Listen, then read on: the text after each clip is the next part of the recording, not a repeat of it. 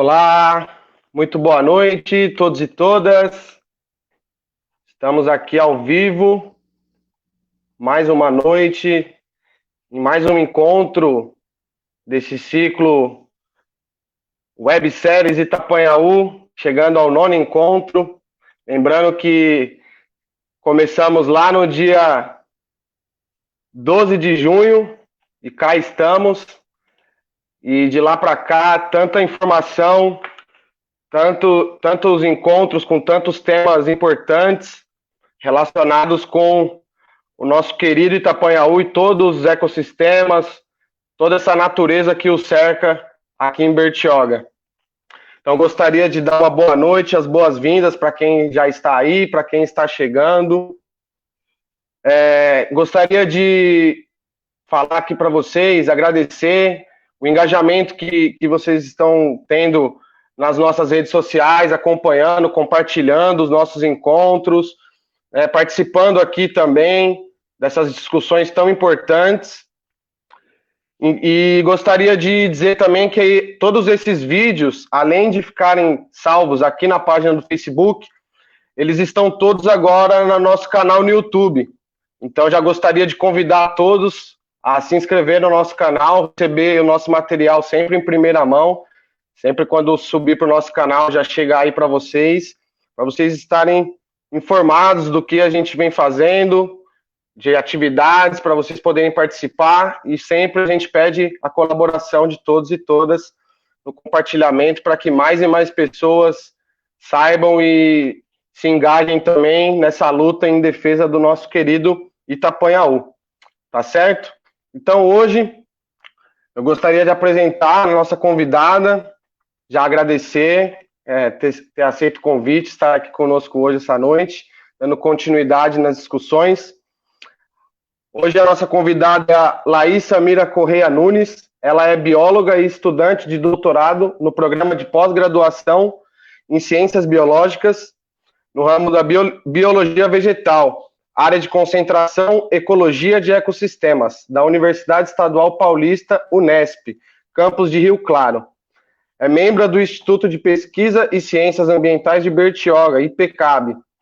Desenvolve atividades de pesquisa junto ao Laboratório de Ecologia Aquática, do Departamento de Ecologia, IB, Unesp Rio Claro, com ênfase em ecologia de ecossistemas aquáticos, costeiros, bacias costeiras e estuários e ecologia de macrófitas aquáticas. Então, esse é o tema de hoje, ecologia de macrófitas aquáticas no Rio Itapanhaú. Feita a apresentação da nossa convidada, está aqui na tela junto com a gente. Olá, gostaria de agradecer mais uma vez, Laís. Seja bem-vinda. Obrigado por ter aceito o convite, estar aqui com a gente, desde o primeiro contato, se colocando à disposição, a somar com as discussões, com os trabalhos do nosso movimento, né? Então, agradeço demais, em nome de todo o movimento, toda a nossa rede de colaboradores que tanto confia e vem falando do nosso trabalho, né? Então, a gente agradece muito você estar aqui expondo do seu conhecimento, do teu tempo, e nesse tema que acredito que vai enriquecer bastante o contato com o nosso público. Então, seja muito bem-vinda e a palavra é tua. Obrigada pelo convite, pelo espaço. Estou disponível aí para essa contribuição, para futuras contribuições. É muito importante a gente vir continuar discutindo esses temas, né? Principalmente nesse cenário que a gente tem aqui em Bertioga agora e no Brasil como um todo, né? Então, vamos conversar um pouco sobre, na verdade, o que eu tenho feito no doutorado. E aí a gente fica aberto para perguntas. Se você topar e quiser, ao longo do tempo, fazer contribuições, comentários, acho que pode enriquecer ainda mais, porque às vezes passa alguma coisa ou outra. E aí, no final, a gente vai nas perguntas. Mas é isso, agradeço todo mundo que está assistindo. E você? Muito bom, já tem um pessoal aqui falando oi, Laís, Inês Monteiro, dando oi para você. Oi! Olá, Inês, seja muito bem-vinda. Boa noite. Então, eu vou colocar a tua apresentação aqui, então, e aí eu acho que você vai me dando um toque. Pode ser? Bom. Pode ser. Aparece aí? Aparece. Certinho. Legal. Tá, joia? Quando eu puder começar, você me fala. Tá? Fica à vontade, a palavra é sua. Tá, joia. Bom, então, como eu disse, eu vou falar um pouquinho do que eu tenho feito no doutorado. Eu preciso, antes de começar, citar a FAPESP, que foi quem me financiou, o Laboratório de Ecologia Aquática, da Unesp lá de Rio Claro, que é coordenado pelo meu orientador, o professor Antônio Camargo. Eu estou aqui representando esse grupo, né, que trabalha com ecologia de macrófita. E eu também estou aqui representando o IPCAB, que é a ONG aqui de Bertioga, que foi fundada há 30 anos. Agora a gente está passando por um processo de reestruturação, mas a gente está com alguns projetos em vista. E é isso, agradecer o apoio de todo mundo, porque para a gente ter um pouquinho de um trabalho, são muitas pessoas envolvidas, né? Desde quem financia com recurso, até quem ajuda no campo, na coleta, no laboratório. E é isso. Obrigada a todo mundo. Vamos lá, pode passar. Vou passar aqui. Foi.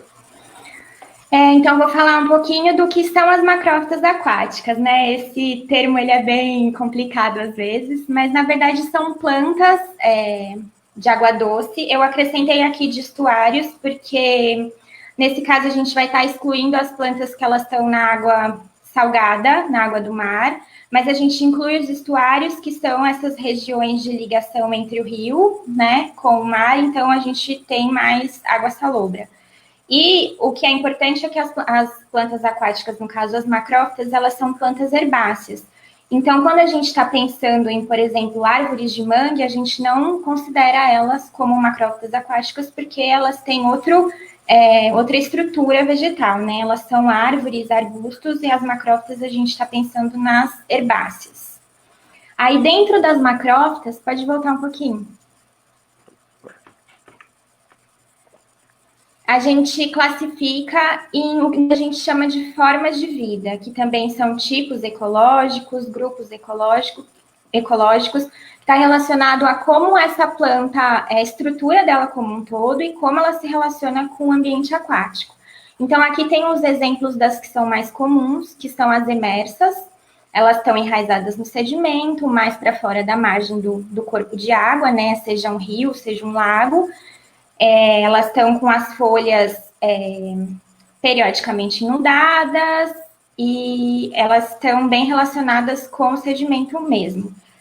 Tem a forma de vida que é com folhas flutuantes, elas estão enraizadas no sedimento, elas soltam os seus pendões e as suas folhas ficam flutuando na superfície. Submersas livres, elas estão submersas no corpo da água, elas não estão enraizadas, então elas dependem bastante da coluna de água. As flutuantes e as submersas enraizadas, que, ao contrário das submersas livres, elas estão submersas no corpo d'água, mas elas estão enraizadas no sedimento. Tem mais uma categoria que a gente considerou no trabalho, que são as anfíbias, que são essas emersas ou emergentes, também é um outro nome, mas elas não estão tão diretamente associadas com a água, porque elas acabam ficando um pouco mais distante dessa coluna d'água principal, elas estão relacionadas mais com o sedimento bem encharcado, bem úmido, e elas ficam um pouco mais afastados dessa margem do rio, mais relacionadas com a vegetação terrestre em si. Pode passar. Alguns exemplos de formas de vida que são bem conhecidas, as emergentes, né, ou as emersas, a taboa, que é a tifa, enraizadas com folhas flutuantes, a vitória régia, na Amazônia, flutuantes livres, o aguapé, e um exemplo de submersa enraizada nesse caso é o que muita gente conhece como elódia, mas aqui no Brasil o gênero é Egéria, e é muito usado em aquários. Pode passar.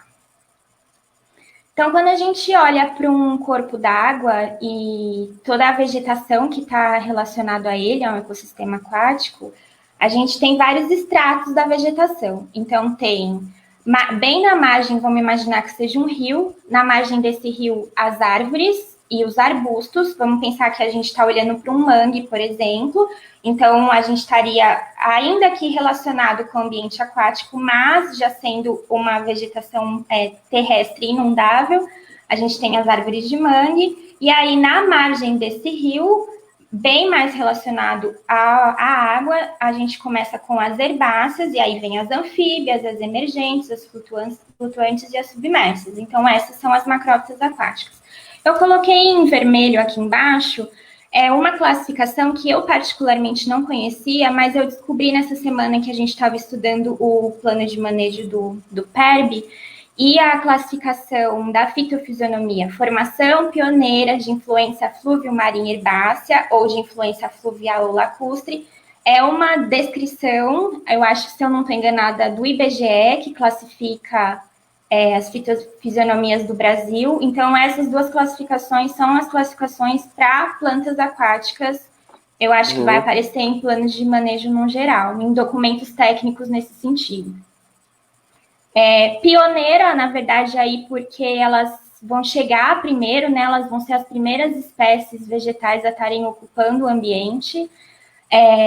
Pode ocorrer um processo de sucessão, elas podem ocupar esse ambiente depois dar lugar a outras, mas no caso das macrófitas, elas muitas vezes elas ocupam esse ambiente e favorecem, né? Facilitam que outras espécies ocupem, mas não necessariamente elas deixam de existir ali. Então, na verdade, a formação pioneira é nesse sentido, de estar colonizando uma margem recém-formada, primeiramente, a outras espécies. Pode passar. Um pouquinho sobre a importância ecológica das macrófitas para o ecossistema aquático, né? Então, só nessa imagem a gente consegue ver várias coisas. A primeira coisa é a produção de biomassa, né? Produção de biomassa, a gente está pensando em produção de matéria orgânica. Produção de matéria orgânica, a gente tem alimento, né, para animais, ciclagem de nutrientes, porque ela vai estar absorvendo nutrientes do sedimento, da água, dependendo da sua forma de vida, vai estar estocando na sua biomassa, vai estar ciclando, porque animais vão se alimentar dela, ou quando ela também entrar em decomposição, esses nutrientes vão voltar para o corpo d'água, e elas têm importância muito grande para a estruturação e complexidade de hábitats, né? A gente está pensando em hábitats como locais propícios para a colonização de determinadas espécies, né? De acordo com seus requerimentos. E então a gente pensa aí em abrigo, elas fornecem abrigo e locais de reprodução para animais aquáticos, aves migratórias, né? A gente aí tem invertebrados, macroinvertebrados, peixes, e elas fazem essa importante ligação entre o ambiente aquático e o ambiente terrestre. Pode passar. Então, aqui, quando a gente está olhando para um estuário, pensando na vegetação do manguezal, nessa relação entre o rio com o mar, esse ambiente de transição, a gente tem o mangue e a gente tem espécies de macrófitas muito específicas dessas regiões. E para essas regiões em específico, a importância ocorrem as macrófitas emergentes, porque são ambientes que eles tem variação do nível de água, tem fluxo de água, variação constante, né, ao longo do dia, por conta de pré-mar, baixa-mar. E a principal importância ecológica dessas macrófitas emergentes nessas regiões é retenção de sedimento na margem, isso faz com que se acumule sedimentos ali, né, se diminua o processo de erosão, reduza a velocidade e o fluxo, a turbulência da água, e elas também são importantes para... elas facilitam a colonização de espécies de mangue. Então, quando a gente anda por aí, a gente observa que às vezes tem espartina, depois eu vou mostrar com mais calma, e aí os propágulos do mangue começam a colonizar e se estabelecer nessas regiões que o sedimento já está agregado e menor fluxo menor turbulência e tudo. Então, essas emergentes enraizadas, elas são bem importantes nessas regiões estuarinas. Depois eu vou falar melhor. Pode passar. Bom, então, para cada forma de vida de macrófita, a gente tem fatores ambientais que são limitantes para a ocorrência delas, né? Então, quando a gente pensa... Dá mais um clique, Rafa, por favor. Acho que vai aparecer... Isso. Quando a gente olha para as emergentes, que são essas que estão enraizadas bem mais na margem, elas têm uma relação muito grande com o tipo de sedimento, com os nutrientes do sedimento e principalmente com o sombreamento da margem, né? Porque elas estão bem relacionadas com a vegetação terrestre. Pode ir. Pensando nas emergentes com folhas, nas enraizadas com folhas flutuantes, elas também têm uma relação grande com o sedimento, porque elas vão estar tirando grande parte dos seus nutrientes desse compartimento, né, ao invés da água. E a profundidade também é importante, porque vai interferir em como ela vai alcançar a superfície, com as folhas e flores. As flutuantes livres, elas estão muito dependentes da água, né? Porque as suas raízes elas estão retirando através das raízes os nutrientes da água. E claro que se a gente tem um ambiente com uma velocidade, com uma correnteza muito grande, elas não conseguem se estabelecer. Então, para as flutuantes, assim como para as submersas, aquelas que são livres, que elas não estão enraizadas, áreas de remanso, de menor velocidade de corrente, são as áreas favoráveis para a ocorrência dessas formas de vida. Submersas, como elas são submersas no corpo d'água, o oxigênio da coluna d'água, a radiação que vai conseguir entrar e a turbidez são os fatores que mais limitam essa forma de vida. E também, eu não vou falar muito sobre isso, porque eu acho que não é muito o nosso tema, mas elas são importantes indicadoras de qualidade de água, né? Então, a gente sabe que ambientes eutrofizados, a gente tem toda uma alteração da ocorrência das formas de vida, de acordo com as suas estratégias de sobrevivência, elas também são indicadoras da qualidade do ambiente aquático. Pode passar. Bom, então quando a gente olha para rios costeiros, aqui a gente está olhando bem o nosso, a gente sabe que tem uma diversidade de características muito grande, diversidade daqueles fatores que eu comentei anteriormente, então, o que vai propiciar que ocorra uma diversidade de espécies e de formas de vida. Pode passar, Rafa. Pensando nessa variação de características que a gente tem ao longo do ecossistema, a gente está falando em gradientes ambientais, ou seja, mudanças graduais de uma determinada característica ao longo do espaço. Então, aqui a gente olhando um rio costeiro, que a parte azul escura é a água do mar que está entrando, e lá em cima a parte branca é a água doce que está vindo lá da nossa cabeceira, imaginando o nosso Tapanhaú. Então, a gente tem gradientes ao longo desses rios costeiros.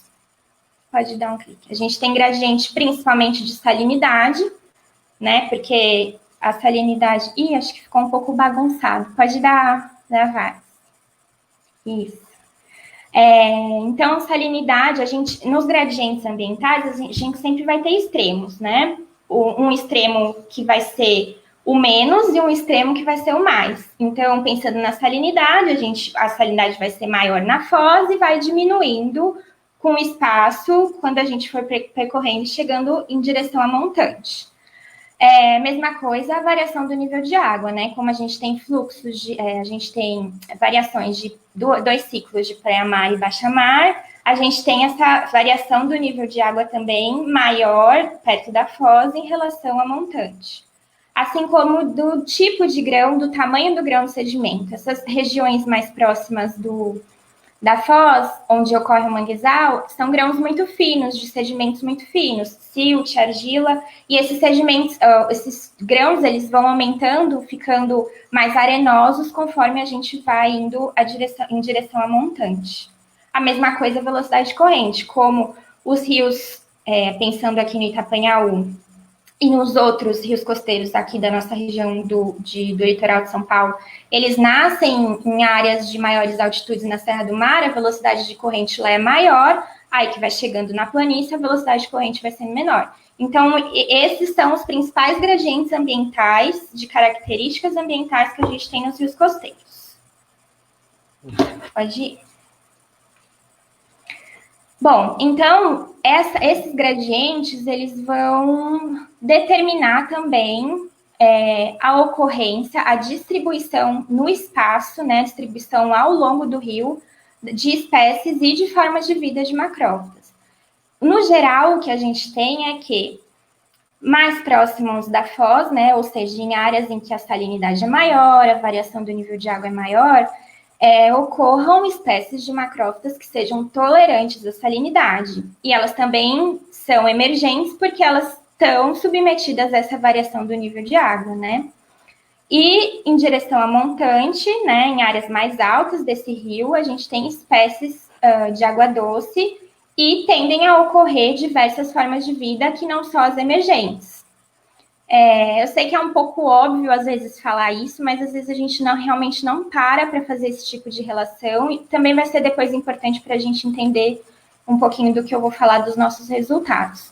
Quando a gente pensa em estuários tropicais, que né, a gente está nos trópicos, diferente de estuários de regiões temperadas, hemisfério norte, de regiões frias, que sofrem muito variações climáticas, que não é o nosso caso, a gente tem principalmente aqui no litoral, chuvas bem distribuídas ao longo do ano, nosso inverno é mais ameno. As espécies de macrófitas aquáticas, elas são perenes, ou seja, elas ocorrem ao longo do ano inteiro. Se ocorre alguma variação ao longo do tempo, geralmente é na biomassa e na densidade, mas não deixa de... as espécies elas não somem no frio, como acontece em muitos estuários de regiões frias. Pode ir. Então, olhando o mapa do litoral de São Paulo, aqui está indo de Ubatuba até Peruíbe, que foi até onde a gente já mostrou, né? Ainda tem o litoral sul, de Peruíbe a Cananéia, mas não tá nesse mapa. E o que a gente tem de marcante, de particular aqui no nosso litoral, é a presença da Serra do Mar. Serra do Mar, né, essa cadeia de montanhas e escarpas que vai do Rio de Janeiro até Santa Catarina. Ela está presente no litoral de São Paulo como um todo, e o que a gente sabe é que existe um gradiente do sentido norte para o sentido sul do litoral. Então, aqui vai ser de Ubatuba para Peruíbe. Esse gradiente acontece, um gradiente de distanciamento entre a Serra do Mar e o oceano.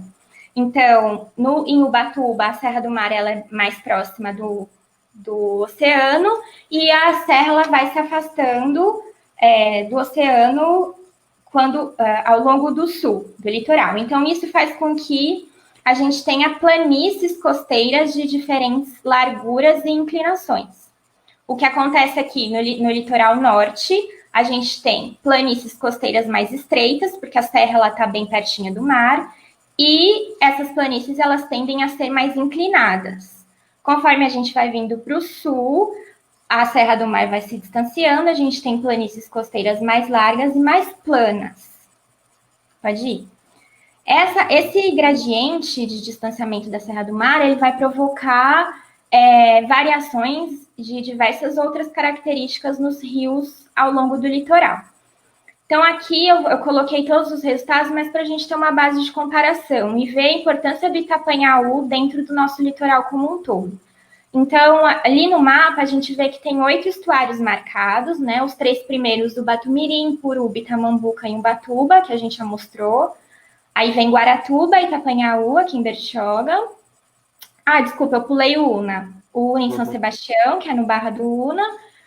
Guaratuba e Itapanhaú, aqui em Bertioga, e Itanhaém, em Peruíbe. Então, quando a gente olha para essa tabelinha, a gente consegue ver as diferenças de extensão do rio na planície, né? Então, a gente vê que os rios do litoral norte, eles são mais curtos em relação quando a gente chega de Bertioga, que é o que a gente estaria chamando de um litoral central, para o sul.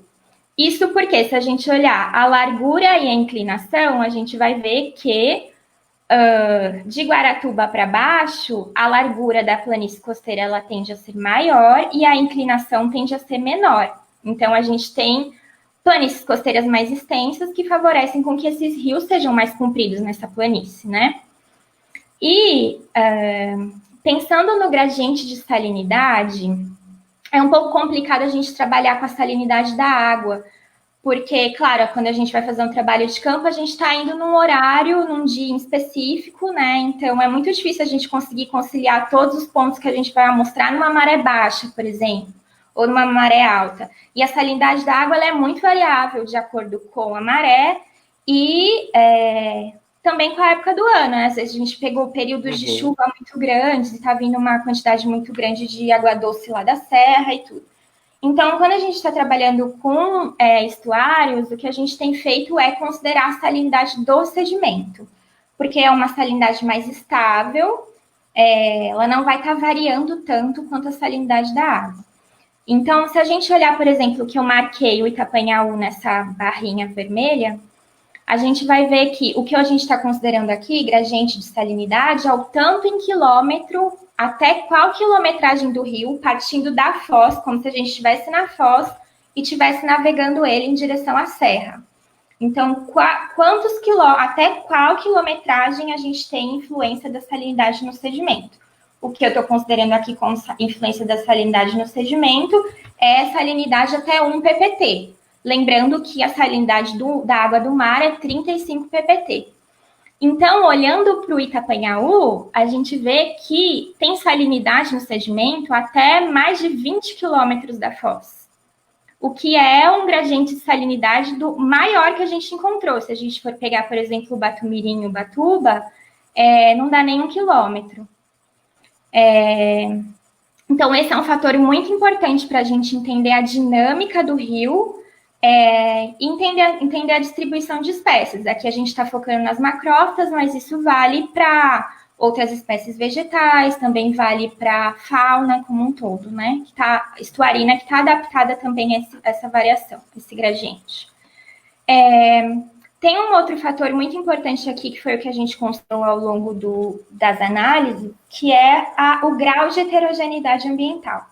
O que a gente está considerando por heterogeneidade ambiental o quanto esse rio é variado em características ambientais. Então, por exemplo, em cada rio a gente coletou várias variáveis. A gente coletou nutrientes da água, salinidade do sedimento, profundidade, largura do canal, o tipo de sedimento, oxigênio da água, turbidez. E aí a gente joga tudo isso numa análise só e eu não vou entrar em detalhes de como a gente fez, porque a gente transformou todos esses conjuntos de dados em um valor numérico para cada rio, para que a gente pudesse ter uma base de comparação e saber qual rio é mais heterogêneo e qual rio é menos heterogêneo, considerando todos juntos. Então, aqui, o que é o valor maior representa que o rio é mais heterogêneo. Então, se a gente olhar o Itapanhaú, a gente tem um valor de 6,71. E o Itanhaém, a gente tem um valor de 7. São os rios com maior heterogeneidade ambiental. Se a gente olhar, por exemplo, para a gente ter uma ideia de comparação, o rio Itamambuca, lá em Ubatuba, 1,37. Então, isso dá 6 vezes, né? 7 vezes mais heterogêneo o Itapanhaú em relação ao Itapanhaú e Itanhaém em relação aos rios do litoral norte. Então, resumindo esse conjunto de dados, a gente tem ao longo do litoral de São Paulo rios com diferentes gradientes de salinidade e com diferentes graus de heterogeneidade ambiental. São condições importantes que vão determinar toda a diversidade da comunidade de macrófilos. É isso, depois se ficou alguma dúvida eu esclareço, mas vamos passar. Perfeito. Então, só para a gente entender, assim, uma ilustração, o conceito de heterogeneidade. Então, a gente tem lá ali em cima 3 figuras. Vamos imaginar que as cores sejam condições, características ambientais. Então, a gente entende que, nesse caso, quanto mais cores, mais variadas as características ambientais, certo? Então, pensando na terceira imagem ali, esse ambiente, ele vai ser mais heterogêneo em relação à primeira imagem, que só tem 2 cores. E a heterogeneidade ambiental, ela vai proporcionar uma diversidade de hábitats, ou seja, vai ter mais tipos de hábitats, ou seja, locais com características diferentes que favoreçam a colonização de diferentes espécies. A gente está falando da biota como um todo. Pode ir. Bom, chegando nos resultados. Quando a gente está olhando, eu não sei, essa imagem ela não está muito legal, ela está um pouco sobreposta, mas se a gente olhar para o Itapanhaú aqui, a gente vai ver que eu marquei aqui Foz, aí tem o C, o B e o A. Então, o A seria o ponto mais a montante que a gente chegou. A gente saiu aqui da Foz e foi percorrendo o rio principal, no caso a gente amostrou aqui só o rio Itapanhaú, e a gente chegou no lugar que a gente, de possível navegação de barco, até onde a gente conseguiu ir sem muita dificuldade. Quando a gente está fazendo trabalho de campo, assim, ecologia, a gente precisa comparar ambientes, é importante que a gente delimite bem o que a gente vai amostrar e como a gente vai amostrar. É claro que o ideal sempre é a gente amostrar a maior quantidade de rios que a gente conseguir, o maior espaço, a maior área que a gente conseguir. Mas como nosso objetivo era amostrar diferentes rios, a gente optou por sempre amostrar o rio principal da bacia, e foi o que a gente fez. Então, aqui a gente não amostrou Jaguareguaba, a gente não amostrou o Rio da Praia, a gente não amostrou Itatinga, a gente foi sempre percorrendo o Itapanhaú. Também pensando nas macrófitas, que foi o meu objetivo, né, o meu grupo de estudo, a gente precisa também saber o que a gente vai estar mostrando, senão a gente fica mostrando tudo que a gente encontra. Então, a gente definiu que a gente amostraria todas as plantas que a gente encontrasse no corpo d'água e nas margens até 1,5 metro de distância do corpo d'água. Isso considerando maré alta, a gente consegue ter uma ideia de quanto seria 1,5 metro em direção à vegetação terrestre. Então, pensando aqui no que a gente encontrou de salinidade, se a gente for ver, a gente amostrou um pouquinho mais de 26 quilômetros de rio, isso contando a distância do rio mesmo, né? Então, da Foz até esse ponto C, que dá aqui 10 quilômetros de distância de rio, né? Percorrendo o rio de comprimento, a gente tem um gradiente de salinidade que vai de 18 ppt, salinidade do sedimento, tá? Até o ponto C, que é 4 ppt. Isso é o que a gente chama de estuário propriamente dito, que é até onde vai essa condição oligoalina, que seria uma condição já de salobra para um pouco de água doce, né? E nessa região a gente encontra as espécies emergentes, que são as enraizadas no sedimento com as folhas para cima, né? Quando a gente olha do ponto C até o ponto B, que dá de 10 a 20 quilômetros da Foz, a gente já começa a encontrar aquelas espécies emergentes que a gente encontrou antes, mas elas mudam um pouco, e espécies anfíbias, ou seja, as que estão relacionadas um pouco mais com o ambiente terrestre, não estão tão relacionadas assim com a coluna d'água. Esse ambiente ele é um pouco mais de transição, que a gente está considerando dentro do rio como um todo que foi amostrado, porque a salinidade do sedimento aqui ela varia de 4 até 1. Do ponto B até o ponto C, que seria de 20 a 26... do ponto B até o ponto A, que seria de 20 a 26 quilômetros de distância da Foz, aqui a gente já não encontrou mais salinidade do sedimento. Embora não tenha salinidade no sedimento, o que acontece ainda de influência marinha aqui é que ainda ocorre variação do nível de água. Embora a salinidade não chegue até aí, né, com a maré alta, ela empurra essa água doce que está descendo, então faz com que ainda aconteça uma grande variação no nível de água entre maré alta e maré baixa. Então, o que para mim assim, foi bem surpreendente foi encontrar salinidade no sedimento até 20 quilômetros de distância da Foz. Isso mostra quão o rio Itapanhaú é influenciado por águas marinhas. Diferente dos rios, por exemplo, do litoral norte, que a planície costeira é bem inclinada, bem estreita, e aí a água do mar ela não consegue penetrar. Então, a gente não tem tanto esse gradiente de salinidade, que vai ter um pouquinho de salinidade da foz, mas não tem salinidade de rio adentro. Então, essa é uma característica bem marcante dos rios daqui de Bertioga até o litoral sul Peruíbe. Volta só um pouquinho, Rafa, por favor, esqueci de fazer um comentário. Imagina, quando a gente tem aqui nessa região que não tem influência de salinidade, foi onde a gente encontrou as espécies flutuantes e submersas. Lembra que aqui eu falei que do B até a Foz eram as espécies emergentes e anfíbias, né? Aquelas que estão enraizadas mais à margem. Do ponto A até o B, sem salinidade, a gente encontrou espécies flutuantes e submersas. Isso porque, em geral, aqui em regiões tropicais, as espécies que de fato, de macrófitas, que de fato são tolerantes à salinidade, elas são as emergentes. Não tem espécie flutuante submersa que seja tolerante à salinidade, né? Então, para a gente compreender o quanto é importante manter esses gradientes ambientais naturais do nosso rio, para que a gente tenha essa diversidade de espécies, formas de vida ao longo de todo o seu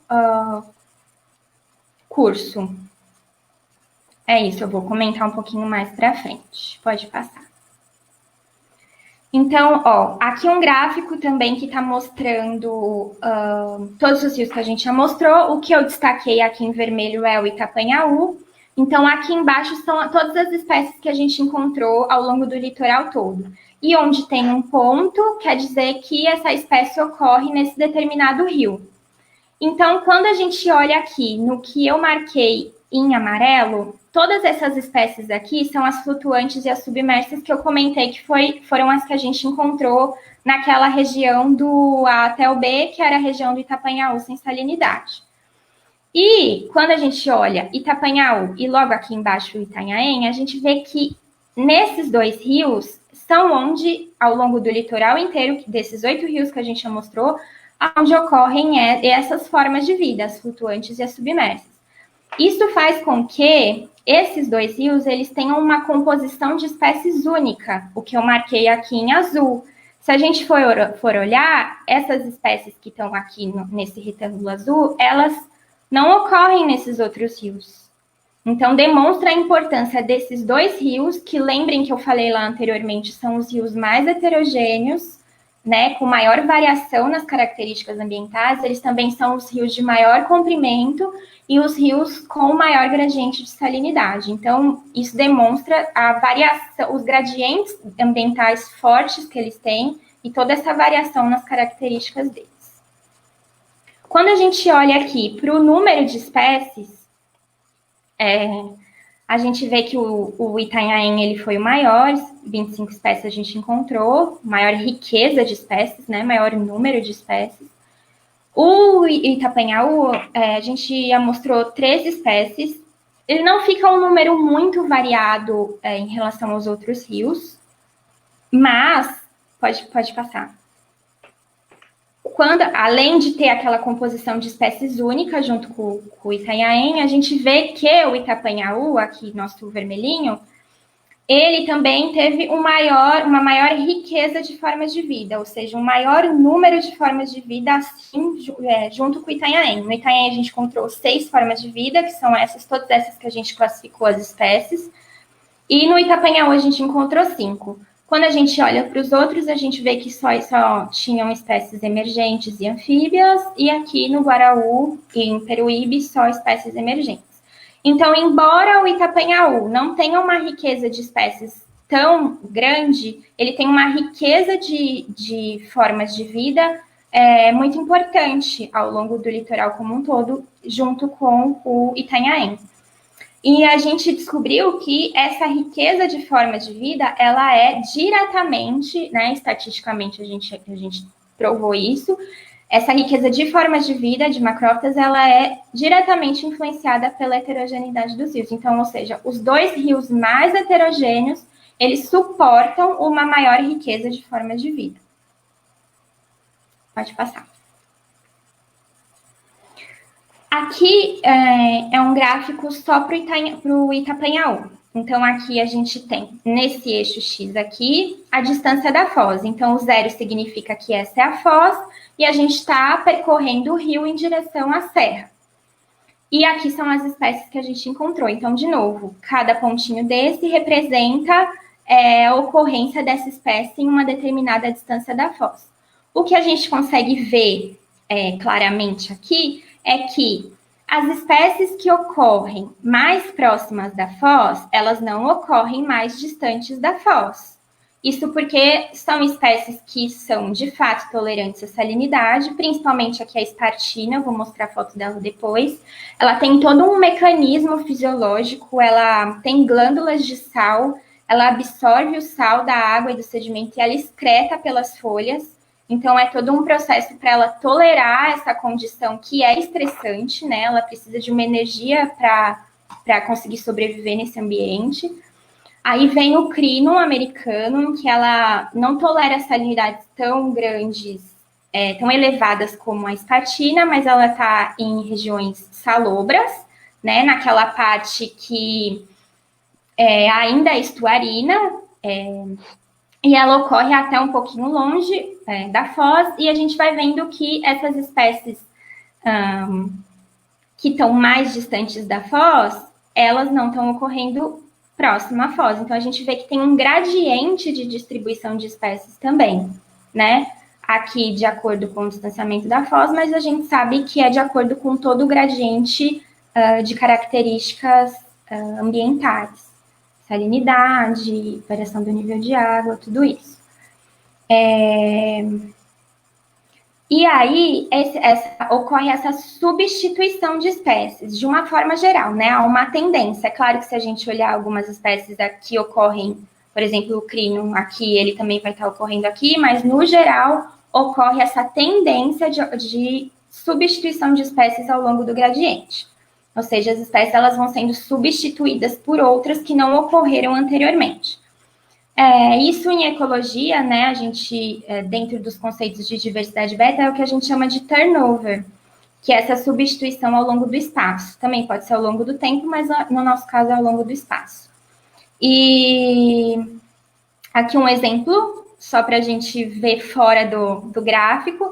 Imaginem que aqui a gente tem a espécie que é um quadradinho, nesse ponto do rio a gente já tem um quadradinho com triângulo, e no ponto seguinte a gente já tem os círculos. Então, quer dizer que as espécies elas não se repetem nesses pontos que foram amostrados. Então, isso é bem a substituição de espécies ao longo do espaço. Pode passar. Eu vou mostrar fotos das espécies que a gente encontrou aqui. Essa, para quem anda por aí, de barco, de remando, a gente vê bastante próximo ao mangue. Essa foto, ela foi logo que a gente passa a ponte, como se a gente fosse virar para entrar no Jaguareguava, tem aquela baía que forma essa área de remanso. E aqui a Spartina alterniflora, essa aqui é bastante tolerante à salinidade, né? Ela é conhecida como capim do mangue, capim marinho, capim pratuá. Aqui dá para ver que está crescendo algumas espécies de mangue junto, né? Então, aquele exemplo que eu dei anteriormente, ela colonizou essa margem que foi recém-formada, estabilizou o sedimento aqui e está propiciando com que esse mangue avance nesse sedimento que foi retido. Então, ela está facilitando essas espécies do mangue. Não necessariamente ela vai deixar de ocorrer aqui, né? Ela pode continuar ocorrendo na margem e nessa área depois da ponte, ela é bem abundante. Quando a gente vira na foz do Itapanhaú, a gente vê alguns bancos, mas a gente passa um bom trecho sem ver. Acho que uns 2 quilômetros a gente não vê banco de espartina. Eu acredito que ali seja a declividade da margem do rio seja muito grande. Então, acaba não tendo espaço na margem para que ela ocorra. Eu acho que passando o Itatinga ali, na margem esquerda, tem um banco grande desse, não é? É dessa aí mesmo? Não, é a próxima. É o Crino. Essa mesmo. É um banco enorme. Eu até tenho o valor que a gente estimou de comprimento dele, mas agora eu não me lembro. Muito legal. E sempre tem umas aves ali. Sim. Nossa, é muito legal ali.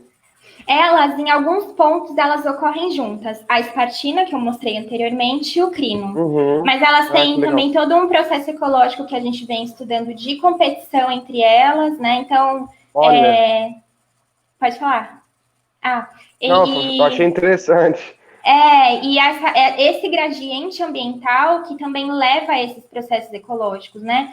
Delas competirem pelo espaço, qual condição é mais favorável para uma, menos favorável para outra. Mas aqui no Itapanhaú, o Crinon, que é essa açucena, ela está ocorrendo mais sozinha nesses grandes bancos mesmo. Essa é a flor dela, maravilhosa, também fácil de ver, porque ela fica bem destacada no banco. Pode passar. O Crinon, às vezes, ele tá junto com Cirpus, que agora mudou de nome, Xenoplectus californicus. É uma ciperácea que ela é triangular, a folha, e ela solta a inflorescência dela bem no ápice. Ela é um pouco difícil de ver de longe, porque ela é bem fininha, então quando chega perto, a gente consegue ver. Ela já está bem nesses lugares em que o Crinon começa a ocorrer em direção à água doce. A gente encontrou também a rincósfora corimbosa, ela é conhecida como capim-navalha, ela corta a mão também, ela é bem conhecida por aqui. Higrófila costata, que a gente classificou como emergente, assim como as outras. Lercia exandra emergente. O acróstico, que ele é conhecido como samambaia gigante ou samambaia do mangue.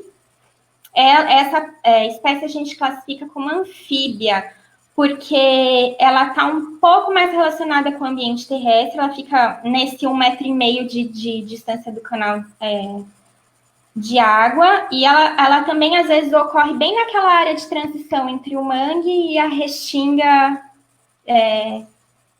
em si. Pode passar. E aqui as outras formas de vida, né? A ninféia, que tem gente que chama de flor de lótus, ela está enraizada no sedimento, ela solta as folhas e a flor na superfície. Aí temos as submersas, a egéria e a cabomba. Também, quando a gente está andando, às vezes a gente só vê as flores para fora d'água. Salvínia, flutuante.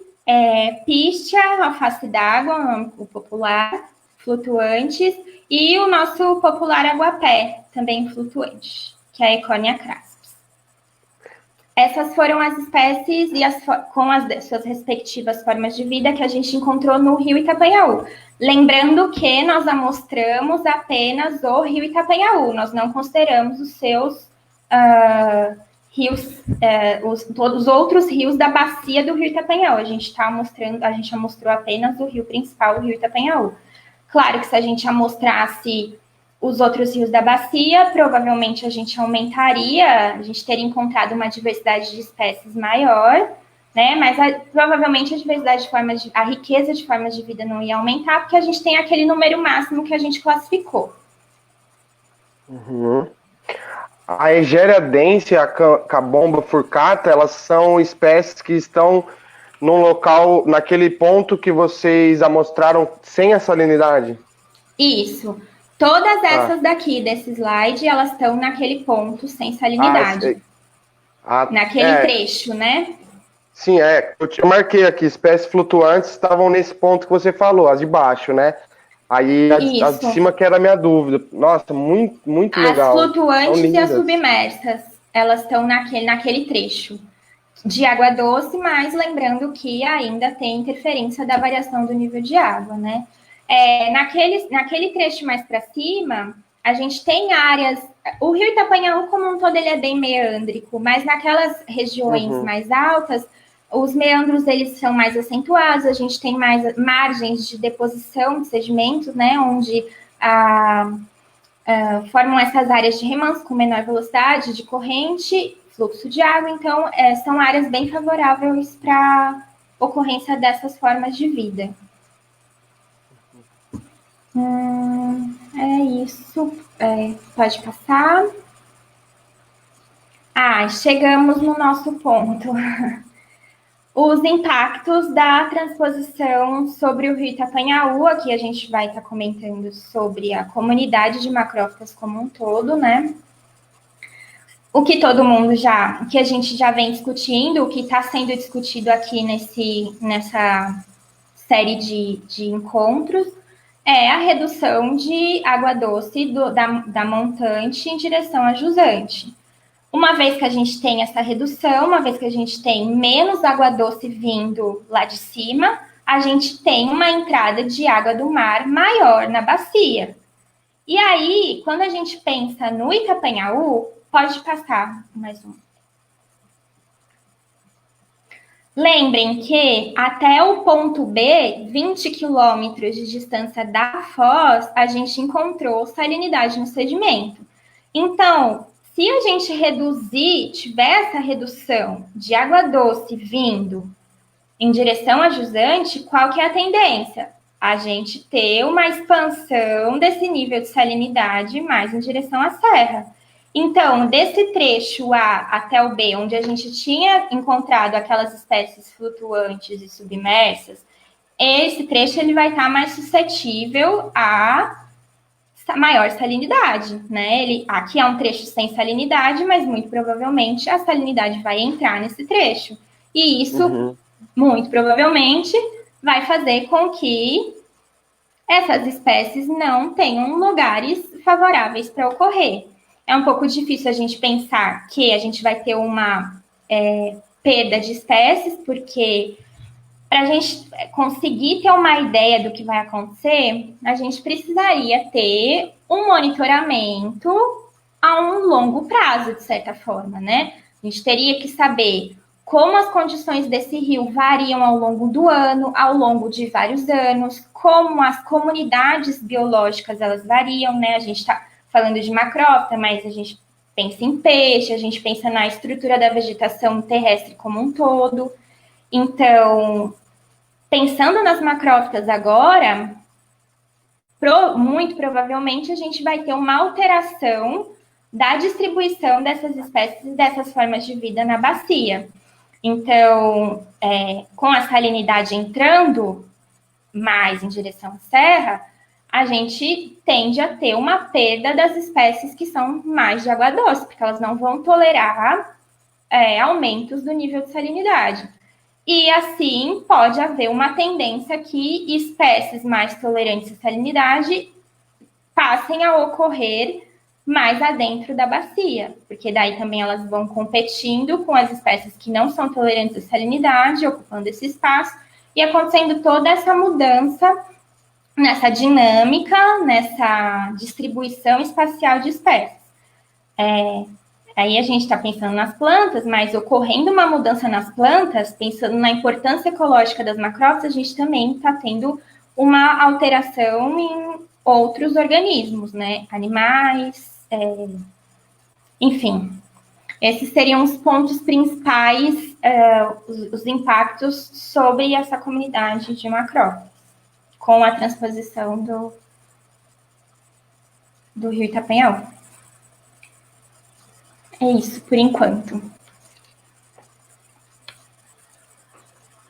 Deixa eu só tirar aqui, colocar a gente na tela.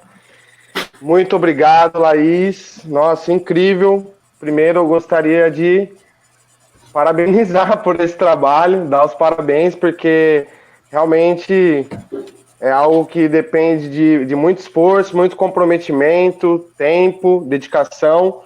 Então, meus parabéns. É um trabalho lindo, resultados incríveis. E assim, eu tenho algo que eu anotei aqui que eu quero perguntar para você, mas claro que a nossa preferência aqui é dos nossos telespectadores e do pessoal que está aqui com a gente acompanhando. Então, gostaria até de falar um pouco aqui um pouco da interação que teve aqui. O Nilo Nunes também falou que está assistindo. Meu pai. Paizão, um abraço, Nilo. Obrigado aí por estar aqui com a gente, viu? Dando essa força. Elizabeth Correia também dando olá, Laís. O Geraldo vai Abedian falando boa noite a todos. A Inês Monteiro, ela mandou alguns nomes aqui. Rita Fernando, Camargo, Rita Monteiro. Eu acho que é o pessoal que está acompanhando, a família, né? Do meu orientador. Abraço. Muito legal. Abraço a todos. A Gabriela Tiburcio falando salve, Laís, companheira do Cerrado, a Mata Atlântica. Gabi. Muito legal ver você aqui, viu, Gabi? De Rio Claro para Bertioga, de novo. Muito bom, muito bom. A Giovana Ferraz também reagiu aqui no chat. A Miriam Venceslau dando boa noite a todos. A Inês Monteiro colocou aqui Alexandre Augusto, João Alexandre Saviolo Host, né? Legal, eu acho que é o pessoal que está te acompanhando, né? Isso, o grupo, nosso grupo de trabalho. Muito legal, bom ter vocês aqui, viu, pessoal? Zoraide também falando, estou aqui, boa noite a todos. O Fabrício Gandini deixou aqui uma contribuição, ele disse, alegria essas lives, Itapanhaú vive. Muito bom, Gandini, ter você aqui, obrigado. A Ingrid Reis também deu boa noite a todos. A Rosângela deixou aqui também uma reação.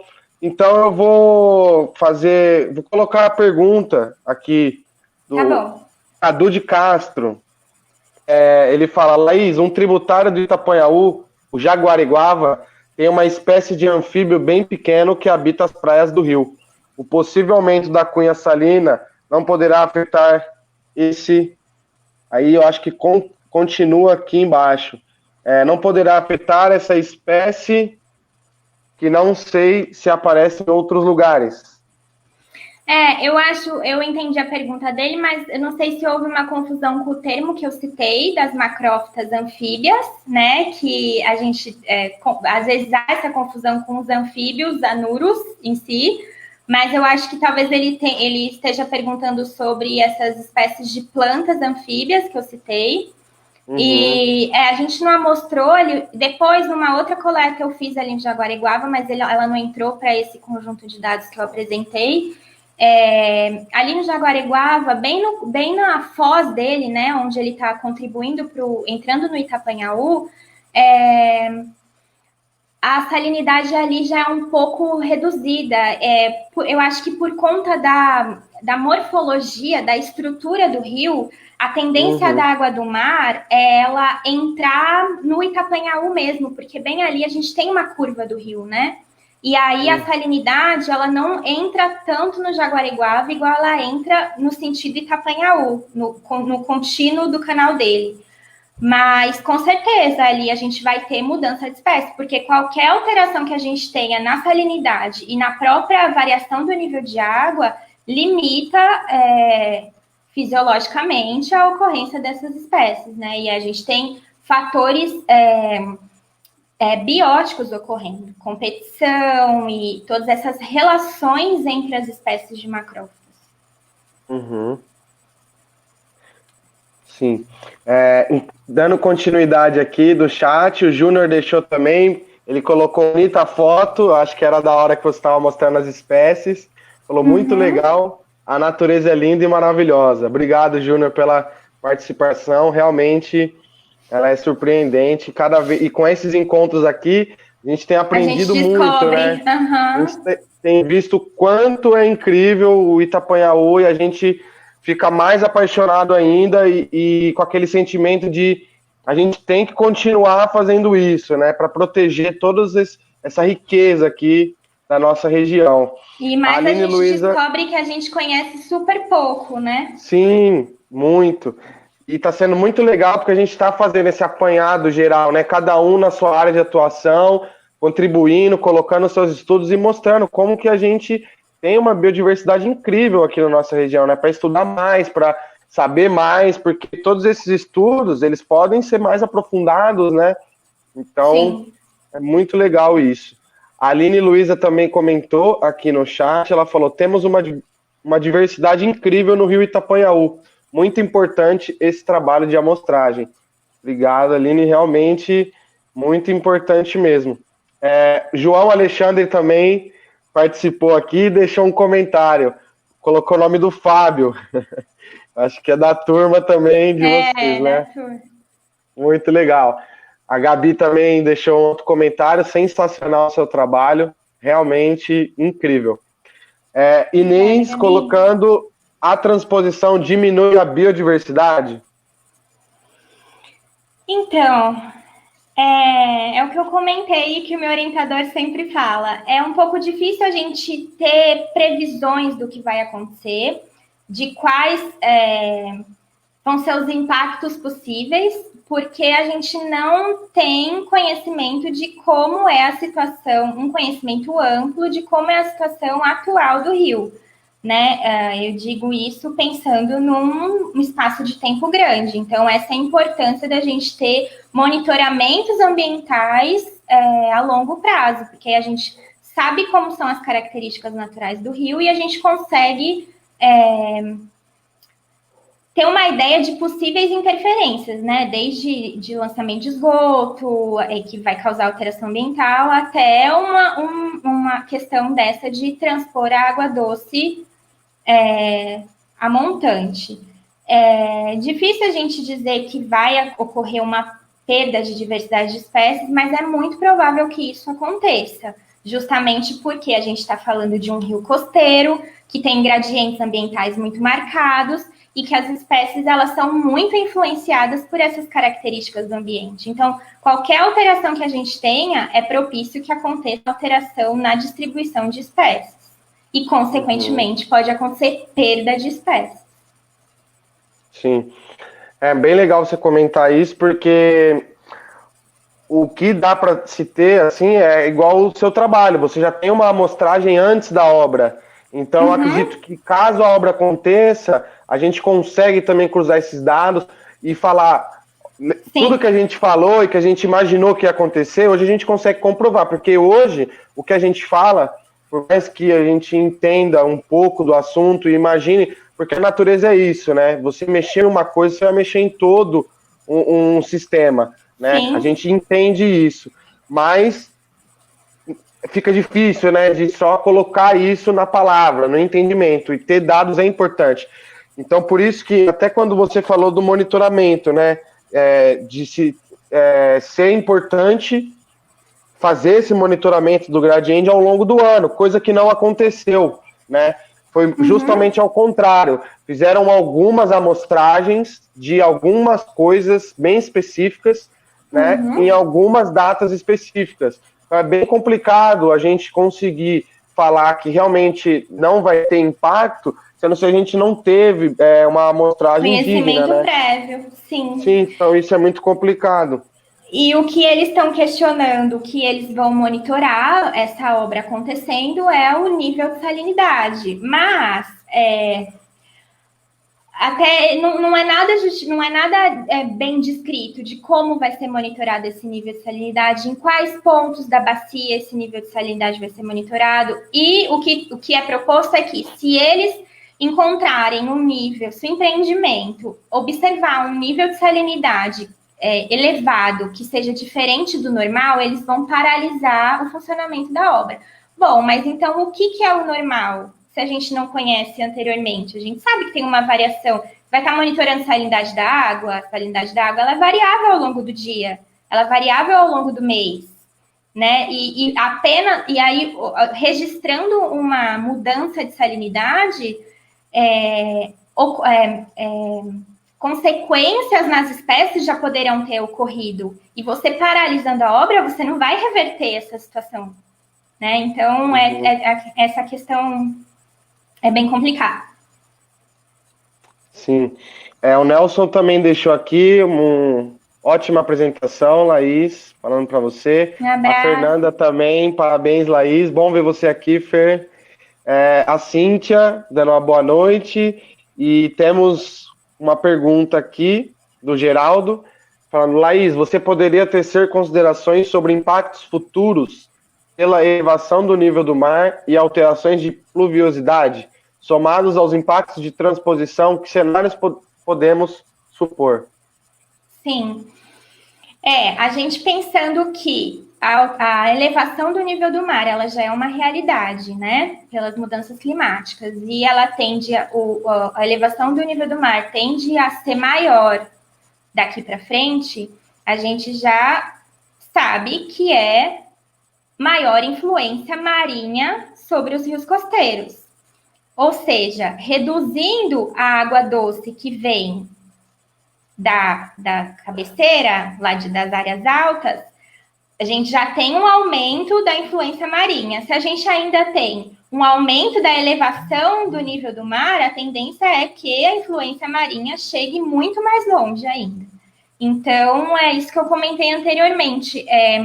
Muito provavelmente vai acontecer uma alteração na distribuição das espécies.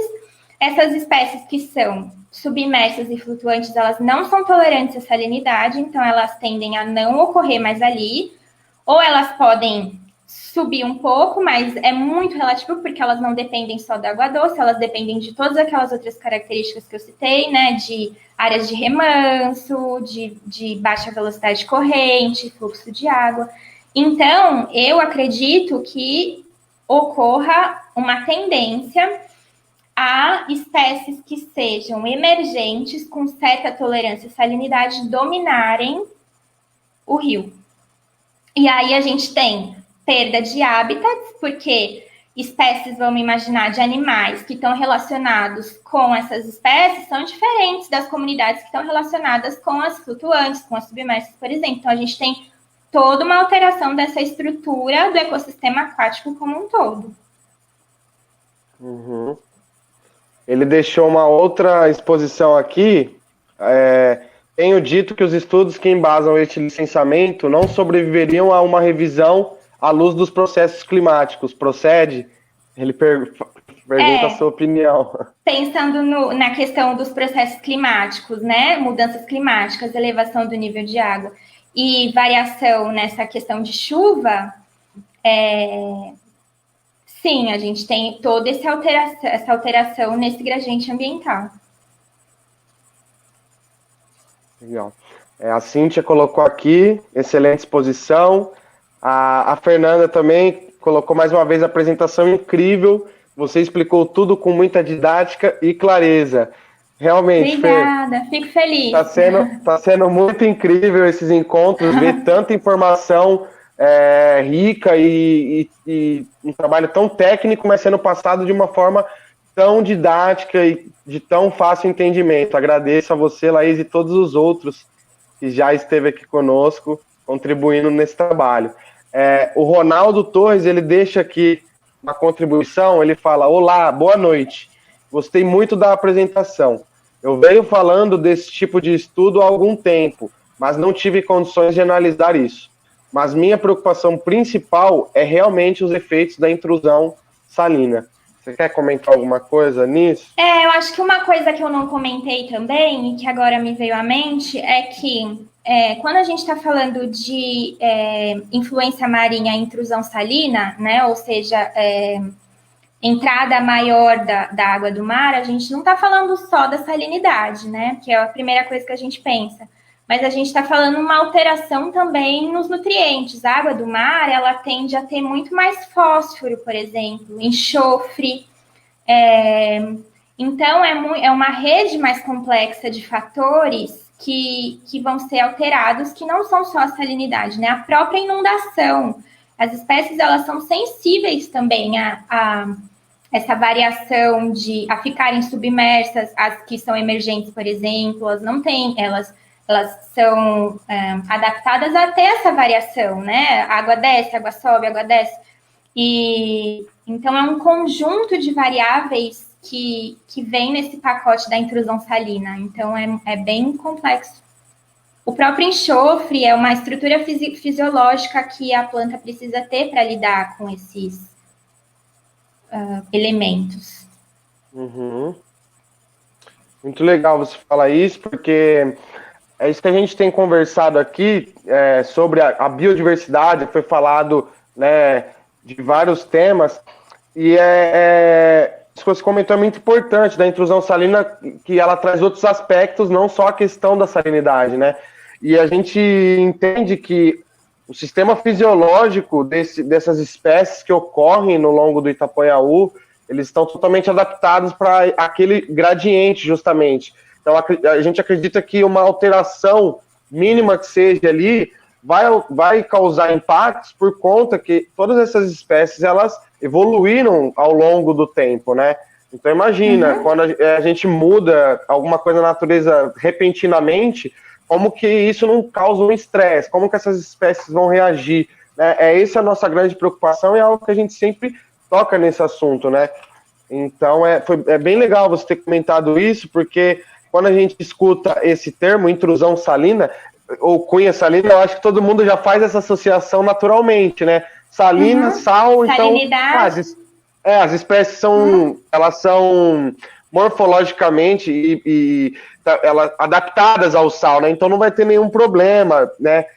Mas não é isso, né? Você bem colocou aqui que vem vários outros fatores juntos, né? Sim, a gente tende a pensar na adaptação daquela espécie, então, do organismo, né? Mas tudo isso leva a também adaptação fisiológica, mas também as interações entre as espécies que ocorrem no gradiente. Então, você está mudando não só a fisiologia e a adaptação de uma espécie em si ao ambiente, como toda a relação dessa espécie com as demais, né? Então, isso leva a competição, outros fatores que vão modificar a distribuição dessas espécies, a ocorrência dessas espécies ao longo do rio.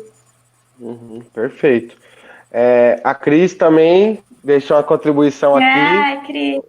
Laís arrasa, parabéns. Tá com um público fiel aqui, viu? Todo mundo que me ajudou na coleta. Muito legal. Parabéns a todos vocês, viu, pessoal? Vocês realmente fizeram um trabalho incrível. Teu pai deixou um outro comentário aqui, falou transposição, um verdadeiro furto ecológico de Bertioga. Realmente, Nilo, mas segundo a Sabesp, o impacto só vai ser em Biritiba-Mirim, lá no lugar onde vai fazer as adutoras. Para eles, Bertioga não vai ter problema nenhum, viu?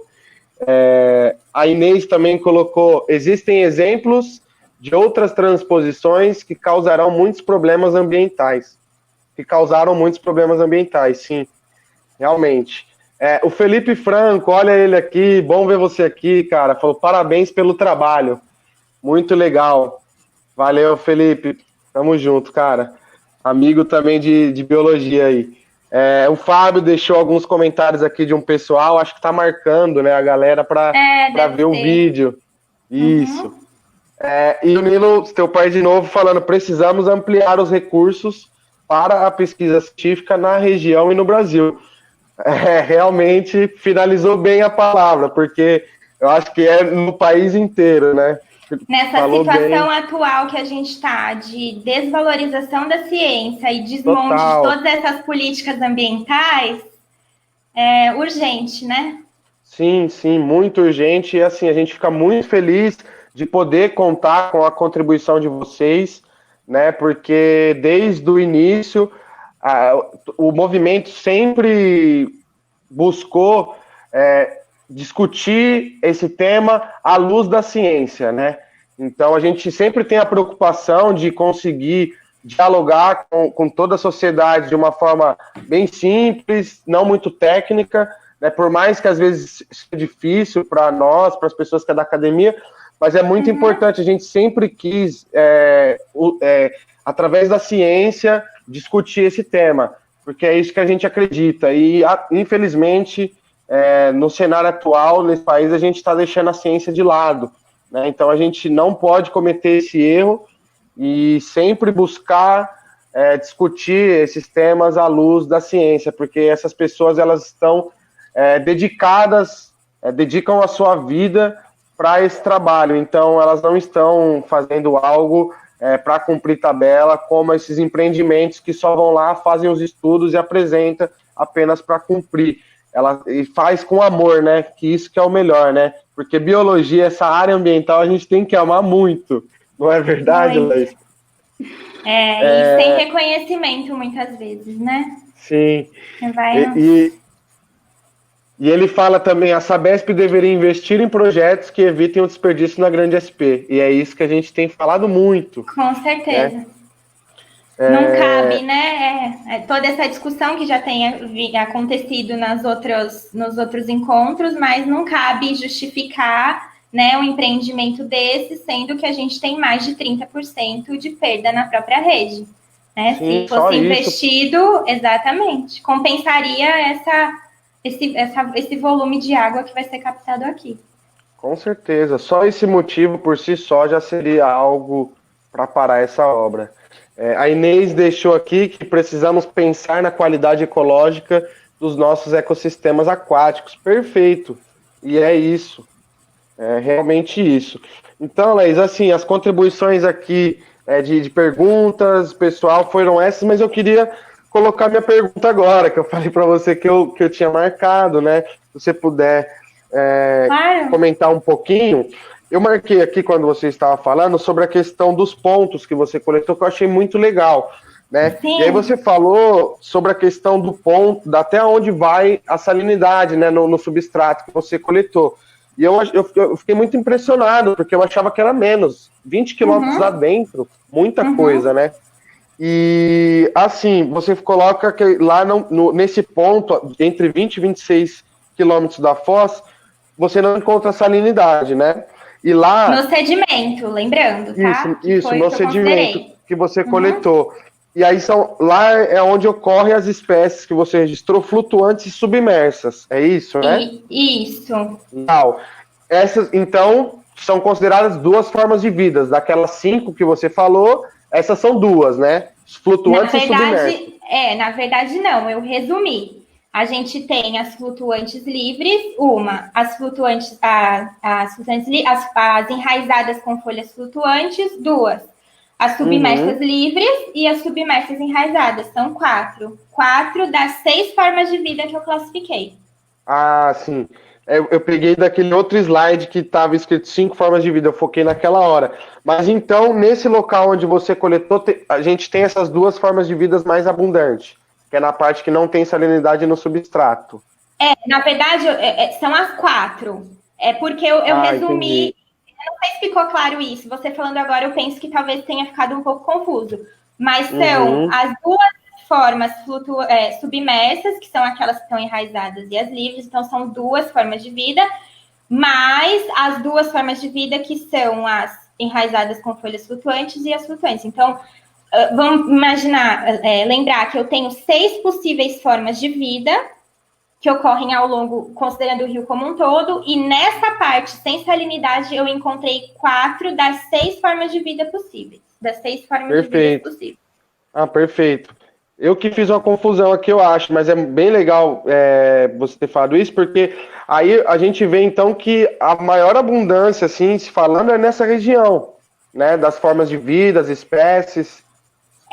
Na verdade, a gente está considerando, nesse caso, o que eu mostrei foi ocorrência, então se a espécie está presente ou não. Quando a gente está considerando abundância, a gente estaria pensando em biomassa, densidade, isso a gente não considerou. Então, no caso, seria riqueza. Riqueza de formas de vida, sim, nessa área. Mas não dá para a gente dizer abundância, porque eu de fato não avaliei a abundância. Que então a riqueza é o que vai ser impactado caso aquele local, esse ponto que você mostrou, seja alterado ali aquele gradiente.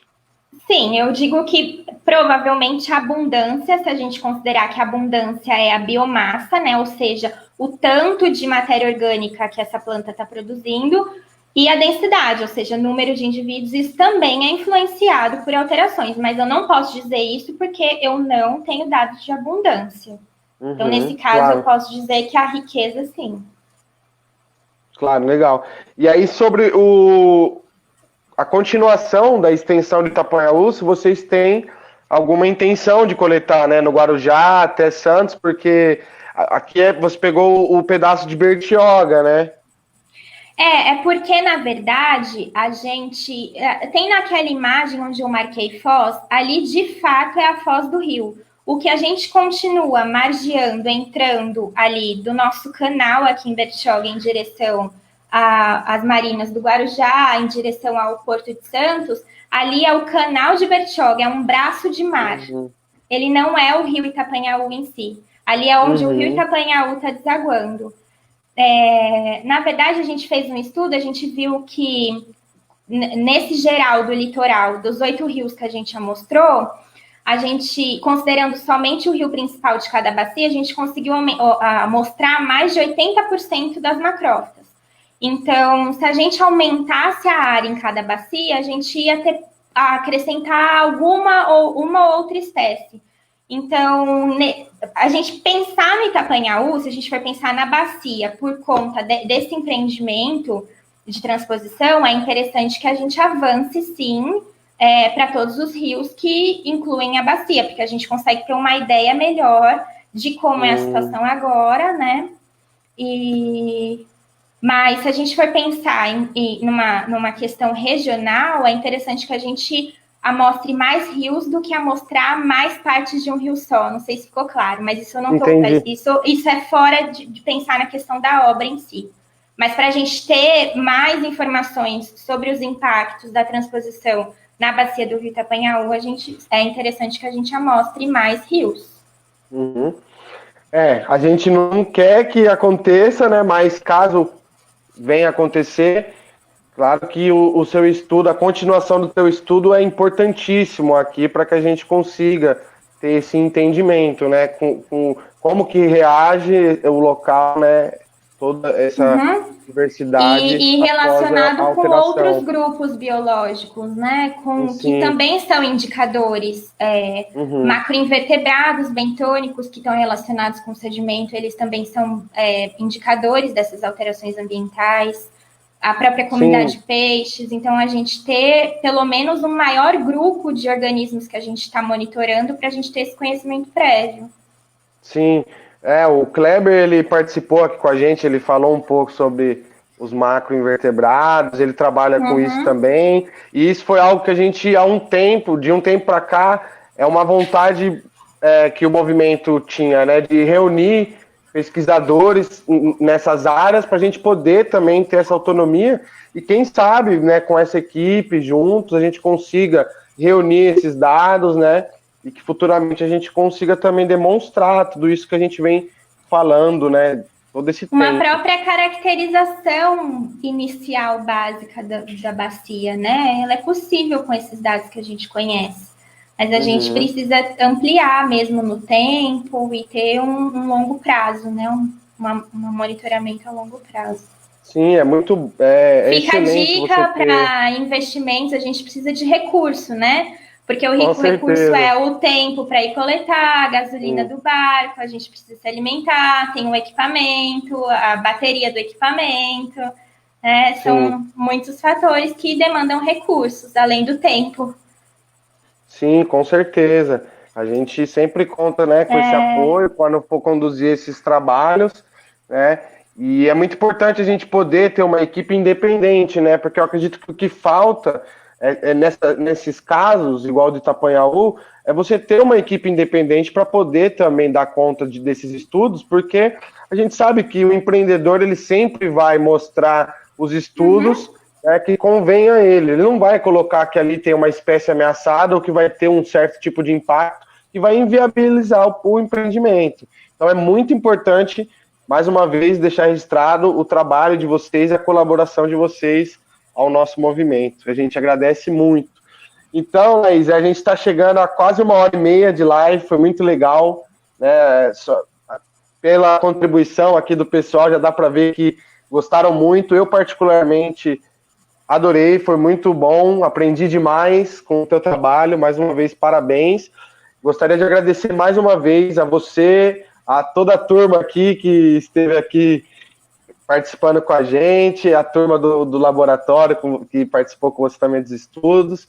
Grato a vocês, viu? Que continue os trabalhos, boa sorte. Eu gostaria que você fizesse suas contribuições finais para que a gente possa dar o nosso encerramento. Eu agradeço a oportunidade, o espaço, né?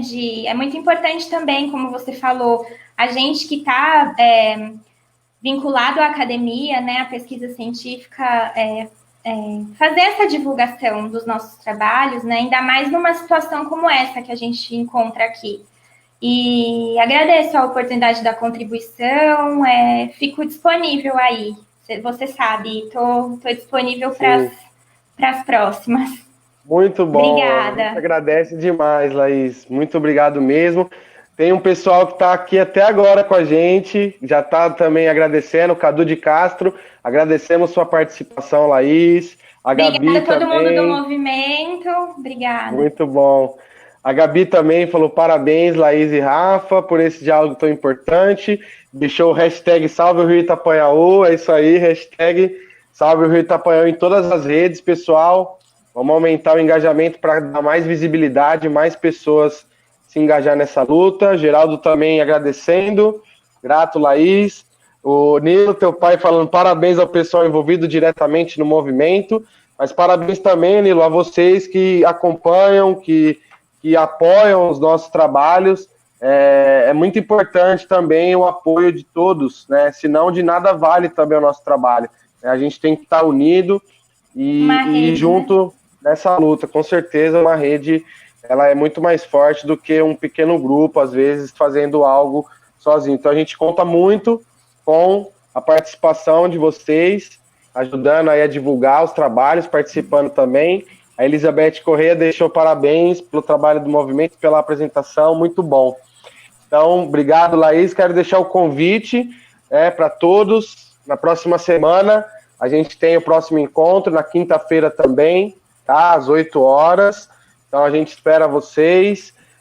Vamos acompanhando os trabalhos nas redes sociais, no Facebook, no Instagram e agora também no canal do YouTube. Então se inscrevam lá para receber o nosso material em primeira mão, tá? E a gente agradece demais. Vamos continuar os trabalhos. Seguimos.